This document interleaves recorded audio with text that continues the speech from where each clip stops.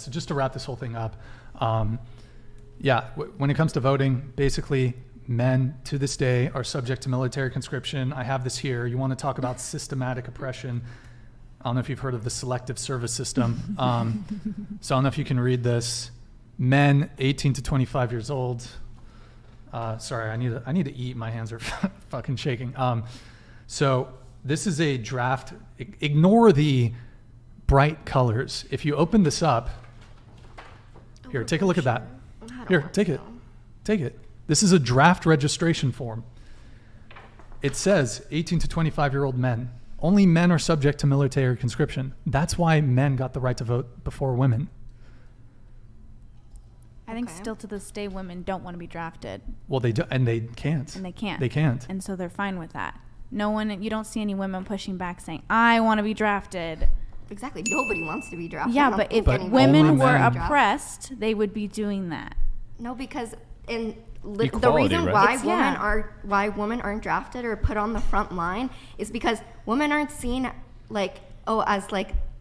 as intimidating to the enemy, you know? Like they're putting men because men are like stronger, biologically stronger, Sure. biologically they don't want women there for a reason. Sure. Well, you're not totally wrong. Yes, men, generally speaking, are more suited for warfare.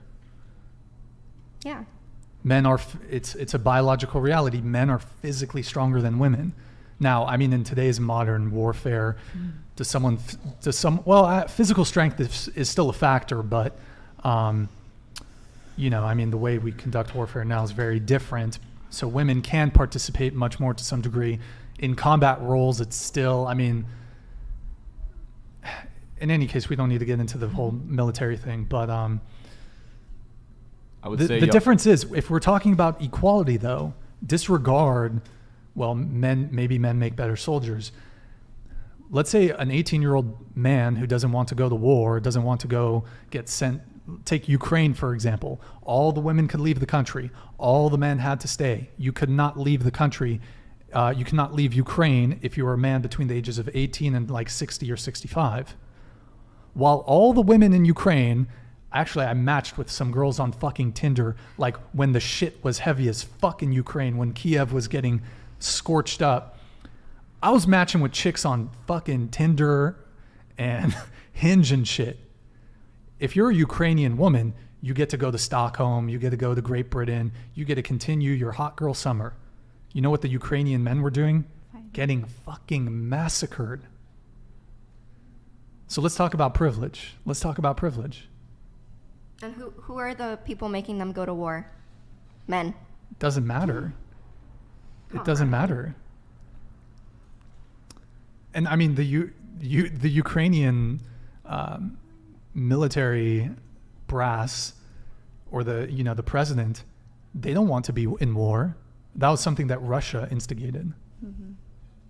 So I mean, but they have to defend their country.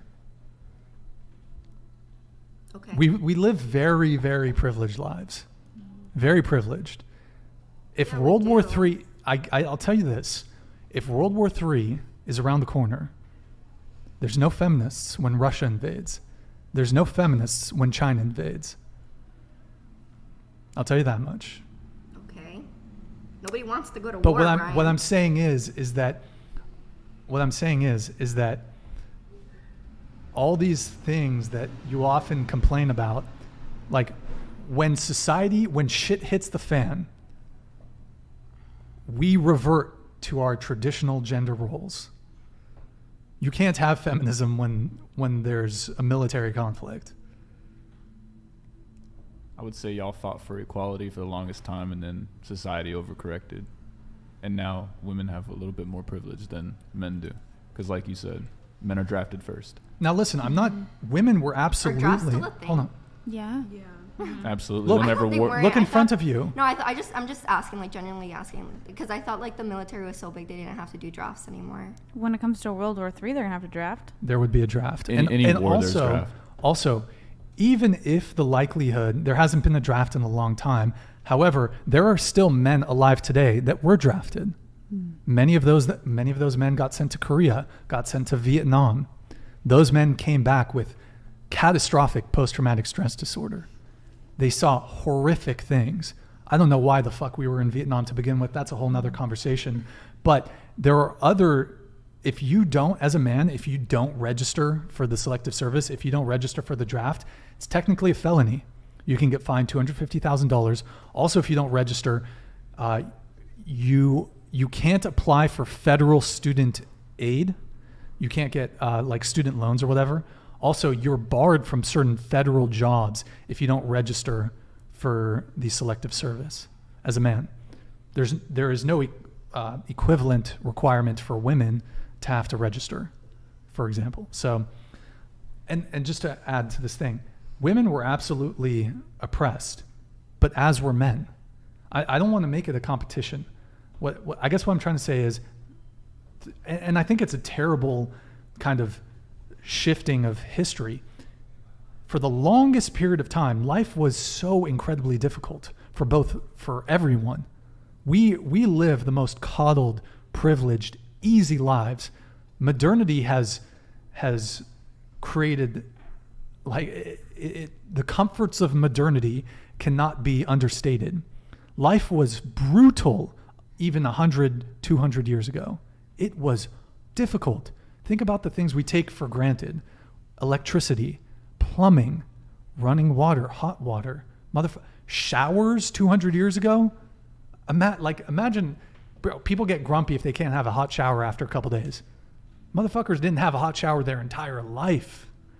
So it's just, what I'm trying to arrive at is that life was incredibly difficult for both men and women. Men and women fundamentally were partners. Men and women cooperated throughout all human history. And I think it's a disastrous retelling of history to say men oppressed women, women were the oppressed. It teaches women to basically have contempt for and hatred for men, when in reality it was a very small, very, very small percentage of men. And it's not necessarily because they were men that had all the power.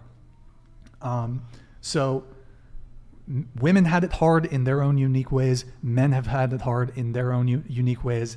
But I don't like this retelling of history that men were always the oppressor and women were the oppressed. Martin, thank you, man. Nanny, you probably don't have to explain yourself to the kids you care for. However, in the real world, you cannot make aimless, ludicrous statements and not substantiate them. That hurts the validity of her claim. The oppressed nanny of girl. God bless you. Yo, Martin, thank you, man.